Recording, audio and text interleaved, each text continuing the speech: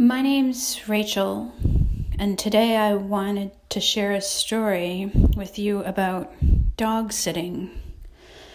If you take a look at my resume, you'll see why I'm well suited to staying alone in my family members' houses for long periods of time with their pets.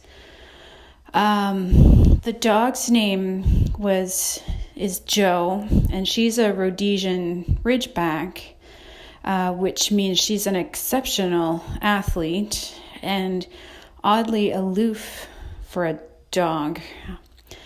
I got the feeling right away that Jo thought I was a bit of a turd on a deep level, and that made me desperate to impress her.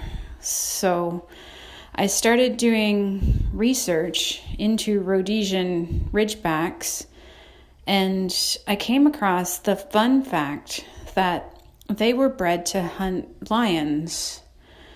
So I used this as my jumping off point in finding fun ways to spend the day with your Rhodesian Ridgeback.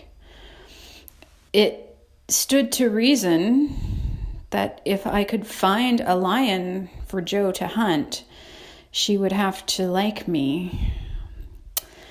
Now, the internet actually turned up far fewer big game safari opportunities for canines than you might expect, at least within a reasonable walking distance. So I had to get creative. I came up with a 3-step plan for success. Step 1, I will convert to Christianity, and then I will spread news of my recent conversion around local coffee shops and on social media. Step 2, I will hope that a local street gang with ties to the ancient Roman Empire gets word of my recent conversion. Step 3, wait for said gang to show up at my door. Now, I've pictured how this will all go down in my head 1,000 times. Ding dong!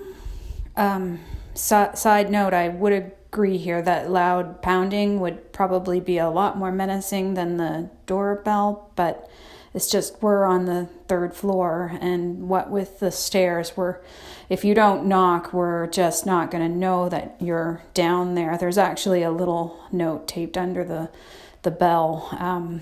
So I'll fling open the door. Yes. And they'll be all standing there like, are you the Christian? And I'll be like, who wants to know?